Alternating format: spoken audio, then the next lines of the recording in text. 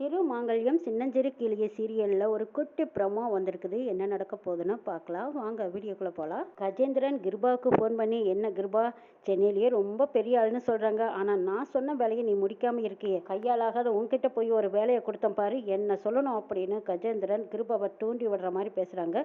அப்போ கிருபாவுக்கு கோவம் வருது. இதை பார் கஜா, நீ என்ன தப்பா நினைச்சிட்டு இருக்க. நான் எவ்வளோ பெரிய ஆளுங்கிறத நான் சொல்லி தெரிய வேண்டியதில்லை. நீ சொன்ன வேலையை உடனே முடிச்சிருப்ப. அதுக்குள்ள இங்க ஒரு திருவிழாவுக்கு வந்தேன், இங்க ஒரு பிரச்சனை. அந்த பிரச்சனைனால தான் உன்னோட வேலையவே முடிக்காமல் நான் வச்சுருக்கேன். கருணா கிட்ட இப்போ சொல்லி அந்த பொண்ணை தூக்கிடுறேன், நீ கவலைப்படாதேங்கிறாங்க. சரி கிருபா, எனக்கு சீக்கிரமாக நான் அனுப்புனா அந்த பொண்ணை கொண்டு வந்து சேர்த்தணுங்கிறாங்க. சரி, அந்த பொண்ணோட ஃபோட்டோவை மறுபடியும் அனுப்பு, நான் பார்க்குறேங்கிறாங்க கிருபா. அப்போது கஜேந்திரன் மகாவோட ஃபோட்டோவை அனுப்புகிறாங்க. மகா ஃபோட்டோவை பார்த்ததும், ஓ இவளா, எனக்கு எதிராக பேசி பருவட்டம் கட்டி என்னை மூக்கறுத்துட்டவ இவ தானே, இவளை நான் சும்மா விட போகிறதில்ல. இவனால நான் அசிங்கப்பட்டு நிற்கிறேன். இவளை ஆரம்பத்திலேயே நான் தூக்கியிருந்தா இன்னைக்கு இந்த அளவுக்கு அசிங்கம் வந்திருக்காதுன்னு உடனே கருணாவை கூப்பிடுறாங்க. டேய் கருணா, இங்கே பார்த்தியா, இந்த ஃபோட்டோவில் இருக்கிறவளை தூக்குடா, இங்கே தானே இருக்கா. கஜேந்திரன் ஃபோட்டோ அனுப்புனதும் நான் உங்ககிட்ட கொடுத்தேன், நீ பார்க்காமையே விட்டுட்டியே, என்னடா காரணம். இவ்வளோ ஆரம்பத்திலேயே தூக்கியிருந்தா இவ்வளோ பிரச்சனை வந்திருக்காது பாருன்னு சொல்கிறாங்க. அப்போ கஜேந்திரன் அனுப்பிய ஃபோட்டோவை கிருபா கிட்டேருந்து கருணா பார்க்குறாங்க. பார்த்தது என்னது, மகா ஃபோட்டோவாக இருக்குது. மகாவையா தூக்க சொல்லி சொன்னார், ஆனால் ஃபோட்டோ அப்போவே மாறி இருந்ததே, எப்படி அந்த ஃபோட்டோ மாறிச்சு. ஒருவேளை அது இந்துவோட வேலையை தான் இருக்கும். சரி, இப்போ அண்ணக்கிட்ட இதை சரின்னு ஒத்துக்கணும். அப்படி இல்லைன்னா வேறு யாராவது வச்சாவது இந்த மகாவை தூக்கிடுவாங்க. மகாவை எப்படியாவது நம்ம காப்பாற்றணும். கூட பிறந்த தங்கச்சியா நான் நினச்சிட்டேன். அவளும் என்னை அண்ணனா நம்பிட்டு இருக்கா. இப்படிப்பட்டவளுக்கு பெரிய ஆபத்து வர விடவே கூடாது அப்படின்னு நினச்ச கருணா, அண்ணே நானே இவளை கூட்டிகிட்டு போய் கஜேந்திரன்கிட்ட விட்டுட்டு வந்துடுறேங்கிறாங்க. ஆமாடா கருணா, கஜேந்திரன் ஏழாக பசங்கன்னு சொல்லி நம்மளை கேவலமாக பேசிகிட்டு இருக்கான். இவளை கொண்டு போய் அவன்கிட்ட விட்டுட்டு அவன் காரியம் முடிஞ்சதுன்னு சொல்லிட்டு வா. இவனால நம்மளுக்கு எவ்வளோ பெரிய குடைச்சல் பார்த்தியா. இவளை மட்டும் அப்போவே தூக்கியிருந்தா இல்லை இந்த அளவுக்கு ஏச்சுக்கும் பேச்சுக்கும் ஆளாயிருக்க மாட்டேன். பரிவட்டம் கட்டி தலை நிமிர்ந்து நின்றுட்டு வந்திருப்பேங்கிறாங்க கிருபா. இந்த பொண்ணு தானே, நான் பார்த்துக்கிறேன்னு சொல்லிட்டு கருணா அங்கே போகிறாங்க. நீ எங்கேயும் போக வேண்டாம், அதோ பாரு அந்த ஜீப்பில் தான் அவ இருக்கா. அந்த ரவுடியை வச்சு தான் நான் தூக்கிட்டேன், பின்னாடி பெட்டியில் தான் இருக்கா. நீ நேராக அவனையும் கூட்டிகிட்டு கொண்டு போய் கஜேந்திரன் முன்னாடி விட்டுட்டு வந்துருங்கிறாங்க. இது கேட்ட கருணாவுக்கு ஒரே சந்தேகமாக இருக்குது. கஜேந்திரன் கிட்ட எதுக்காக இவ்வளவு கூட்டிகிட்டு போகணும், கஜேந்திரனுக்கு இவளுக்கு என்ன சம்மந்தமாக இருக்கும் அப்படின்னு யோசிச்சுட்டே போகிறாங்க கருணா. ஜீப்புக்கு பக்கத்தில் போய் பார்க்கும்போது மகாவை கை கட்டி போட்டு அப்படியே மயக்க நிலையில் உட்கார வச்சுருக்காங்க. கருணா பார்க்குறாரு, கூட இருக்கிறவன் ஒரு வேளை அண்ணங்கிட்ட சொல்லிட்டா என்ன செய்யறது, இவனையும் கூட்டிகிட்டே போயிட்டு மகாவை எப்படியாவது தப்பிக்க விட்டுலான்னு நினச்சிக்கிட்டு கருணா நினச்சிட்டு போகிறாங்க. இங்கே பார்த்தா திவாகர் இன்னும் போதையிலேயே இருக்காங்க. இதை பார்த்த போவனா, இஞ்சி சாறு குடித்தா மாமா தெரிஞ்சிருவாரு, சரி இஞ்சி சாறு கொண்டு வந்து கொடுக்கலான்னு இஞ்சி சாறை கொடுத்துட்றாங்க. இஞ்சி சாறு குடித்ததுமே திவாகருக்கு போதை தெரிஞ்சிருது. கண்ணு முழிச்ச மாதிரி பார்க்குறாங்க. எனக்கு என்னாச்சுன்னு கேட்குறாங்க. மாமா என்ன கன்றவி குடிச்சு தொலைச்சிங்களோ, இந்த 2 நாளாக இந்த விசேஷத்தை கூட கொண்டாடுறதுக்கோ பார்க்குறக்கோ இல்லாமல் போச்சு. இப்போவாவது திருவிழா முடிஞ்சதுக்கப்புறம் உங்களுக்கு போதை தெரிஞ்சது, அது வரைக்கும் சந்தோஷங்கிறாங்க போவனா. அதெல்லாம் இருக்கட்டும், எனக்கு என்ன நடந்துன்னு தெரியலையே. அந்த வாரில் ஒருத்தி வந்து என்ன அடித்தால, அவன் இந்த திருவிழாவுக்கு வந்த மாதிரி எனக்கு தோணிக்கிட்டே இருக்குதுங்கிறாங்க. யாருன்னு கண்டுபிடிங்கிறாங்க போவனா.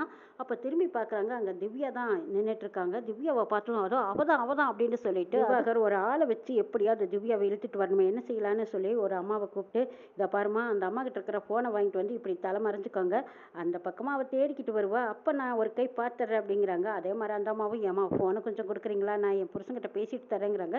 சரிம்மா இந்தாங்கன்னு திவ்யா யதார்த்தமாக கொடுத்துட்றாங்க. அந்த அம்மாவும் ஃபோன் பேசிக்கிட்டே இந்த பக்கம் வராங்க. அப்போ கரெக்டாக திவாகர் வந்ததும், என்னடி நீ இங்கே தான் சுற்றிக்கிட்டு இருக்கியா, என்ன ஒரு பொம்பளை கூட நேர் நின்று நிமிந்து பேச மாட்டா, ஆனால் நீ என் கை நீட்டி அடிச்சிட்டியல்ல, உன்னை அதே இடத்துக்கு கொண்டுக்கிட்டு போய் என்ன பண்ணுற பாருன்னு சொல்லி திவ்யா முகத்தில் அப்படியே மயக்க மருந்து வச்சு கர்ச்சிப்பை வச்சு அமுத்திடுறாங்க. திவ்யாவும் மயக்கம் போட்டுடுறாங்க. இப்போ திவாகர் திவ்யாவை கடத்திட்டு போயிடுறாங்க. வணிகர் இந்துவை கூப்பிட்டு, உன் புருஷனுக்கு அவனுக்கு ஆபத்து வரக்கூடாதுன்னு நீ நினச்சா இன்னைக்கு விரதம் இருந்து இந்த பரிகாரத்தை செஞ்சு முடிக்கணுங்கிறாங்க. என்ன பரிகாரமாக இருந்தாலும் சரி அதை நான் செய்கிறேங்கிறாங்க.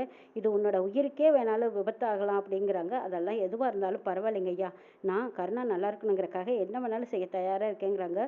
படு ஆழம் கொழுகி பறித்து அந்த இடத்துல அம்மன் சில போட்டாவை விடிகிற வரைக்கும் பூஜை பண்ணணும். சூரிய உதயமானதும் இந்த பூஜையை நீ முடிச்சிடலாம். அதுக்கப்புறம் அவனுக்கு எந்த ஆபத்து வராதுன்னு சொல்கிறாங்க. சரிங்க ஐயா, அதுக்கான ஏற்பாட்டை பண்ணுங்க, நான் இந்த பரிகாரத்தை பண்ணுறேங்கிறாங்க. வணிகர் பூஜையை ஆரம்பிக்கிறாங்க. இந்துவும் மஞ்சள் புடவை கட்டிட்டு பரிகாரம் பண்ணுறதுக்காக தயாராக வந்திருக்காங்க. அந்த ஊர் மக்களும் சில பேர் இந்த பூஜை நல்லபடியாக நடந்து முடிக்கணும் அப்படின்னு நினச்சி கொலை கொட்டுறாங்க. இந்து அந்த மகா தீபத்தை எடுத்துட்டு அந்த குழியில் உட்காந்து சாமிக்கு முன்னாடி பூஜையை ஆரம்பிச்சிடுறாங்க. பரிகாரத்தையும் தொடங்கியிருக்காங்க. இந்து உட்கார வச்சு அந்த குழிக்கு மேலே ஒரு பலகை பலகையும் போட்டு வச்சிடுறாங்க. இந்து கீழே பூஜை பண்ணிட்டு இருக்கிறது, அதுவும் பூமி பூஜை பண்ணுறது யாருக்கும் தெரியாது. ஆனால் மேலே இருக்கிற எல்லாரும் நல்லபடியாக இந்த பூஜை முடியணும்னு வேண்டிட்டு இருக்காங்க. அப்போ தான் இன்னைக்கு திவ்யாவை திவாகர் கடத்தின விஷயம் தெரிஞ்சதும் இந்துக்கிட்ட சொல்கிறதுக்காக ஓடி வந்திருக்காங்க. பணிகர்கிட்ட ஐயா இந்து இங்கே வந்தாலான்னு கேட்குறாங்க. ஆமாம், இந்து இப்போ பரிகார பூஜையில் பூமிக்கடியில் உட்காந்துருக்காங்கிறாங்க. இதை கேட்டதும் ஜெயந்திக்கு அதிர்ச்சியாக இருக்குது. என்னது பூமிக்கு அடியில் உட்காந்துருக்கலாம்? ஐயோ, என்னது இவ்வளோ பெரிய கடுமையான பரிகாரத்தையே செய்கிறாங்கிறாங்க. ஆமாம், அவள் புருஷனுக்கு விடியறதுக்குள்ளேயே ஏதோ ஒரு ஆபத்து நெருங்க இருக்குது. அந்த ஆபத்து வராமல் இருக்க அவள் புருஷனோட உயிரை காப்பாத்துறதுக்கு இவ இந்த பரிகாரத்தை செஞ்சே ஆகணும்னு சொல்கிறாங்க பணிகர். ஜெயந்திக்கு என்ன பண்ணுறதுனே தெரியல. ஐயோ, என் புருஷன் வேற திவ்யாவை கடத்திட்டு போயிட்டான். இந்த மகன் எங்கே போனான்னு தெரியல. இந்து என்னடானா இப்போ பரிகார பூஜையில் உட்காந்துருக்கா.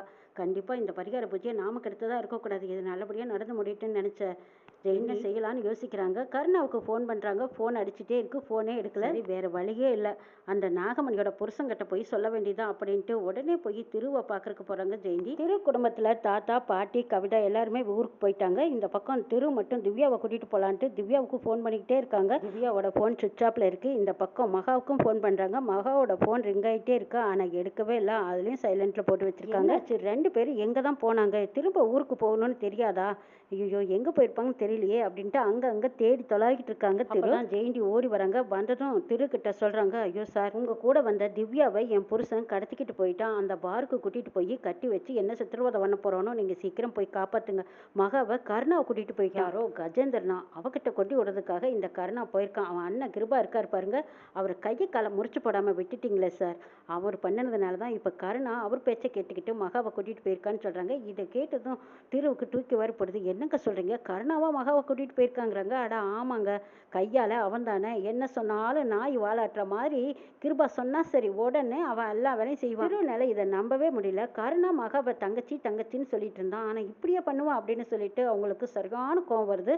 இங்கே பாருங்க, தயவு செய்து நீங்கள் 2 பேர்த்தையும் காப்பாற்றணும். இப்போ கருணாவையும் காணா. கருணா அநேகமாக மகாவை அந்த கஜேந்திரனாமே அவங்ககிட்ட கொண்டு விடுறதுக்காக போயிருக்காங்க. இந்த 3 நாளாக அவங்க ஃபோட்டோ வச்சுக்கிட்டு அலைஞ்சாங்க.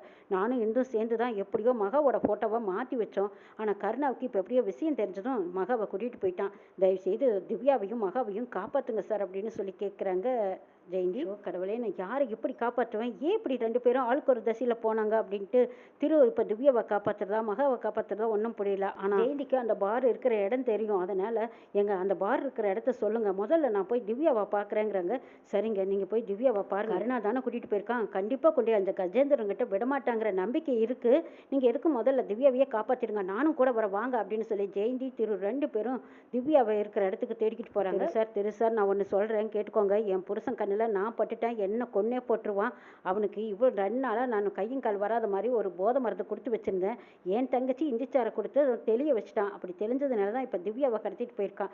தயவுசெய்து நான் வந்த விஷயத்த சொல்லிடாதீங்கிறாங்க. என்னங்க நீங்கள் இவ்வளோ பெரிய உதவி செஞ்சுருக்கீங்க, உங்களை போய் நான் காட்டி கொடுப்பேனா? முதல்ல அந்த வீட்டை மட்டும் காட்டுங்கன்னு சொல்கிறாங்க. அப்போ இந்துவோட வீட்டை தான் ஜெயந்தி காட்டுறாங்க.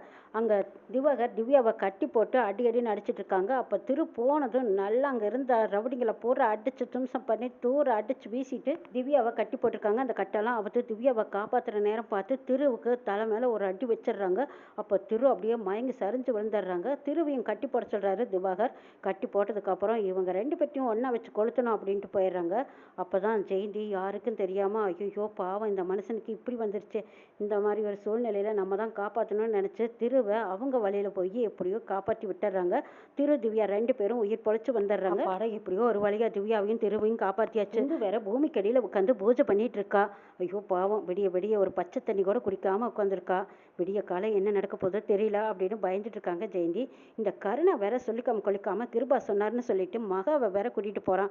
அந்த கஜேந்திரனுங்கிறவ சரியான வில்லம் போல இருக்கு. அவங்ககிட்ட இருந்து எப்படியாவது மகாவை காப்பாற்றணுமே. இப்போ என்ன பண்ணுறது?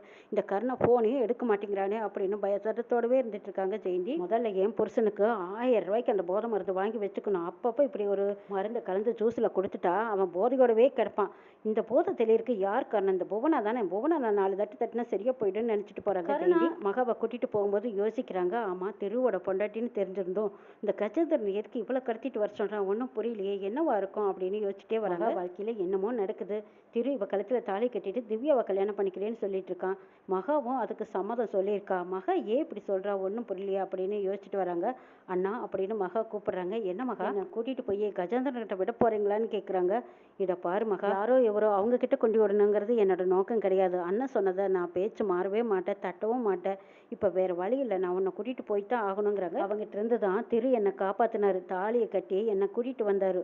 ஊர்க்காரங்க எல்லாரும் திரு கடை என்னை வழி அனுப்பி வச்சாங்க. அவரோட வாழ்க்கையில திவ்யாக்கா இருக்கிறாங்கன்னு தெரிஞ்சதும் நான் தள்ளி நின்றுட்டேன். ஆனால் அவருக்கு எனக்கும் கல்யாணம் ஆன விஷயம் யாருக்குமே தெரியாது. இருந்தாலும் நான் கொஞ்ச நாளையிலேயே திவ்யாக்காவுக்கும் திருவுக்கும் கல்யாணம் ஆனதும் அவங்கள விட்டு பிரிஞ்சு போயிடுவேன். நான் யாருக்கும் எந்த தொந்தரவும் கொடுக்கக்கூடாதுன்னு நான் நினைக்கிறேன்னு மகா அவங்க கதையை சொல்லிக்கிட்டு இருக்காங்க.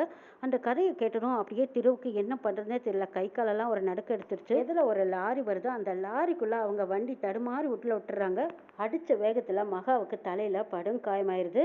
இந்த பக்கம் கருணாவுக்கு நெஞ்சில் அடிபட்டுருது. அரை உசுரோட பேச்சு மூச்சு இல்லாமல் கருணா கிடக்கிறத பார்த்த மகா பதறி போய் அண்ணா அண்ணான்னு சொல்லி கூப்பிட்டு பார்க்குறாங்க. பக்கம் ஓடி போய் தண்ணியை கொண்டு வந்து கருணா முகத்தில் தொளிச்சு அவங்களுக்கும் கொடுக்குறாங்க. கருணாவை காப்பாற்றுறாங்க.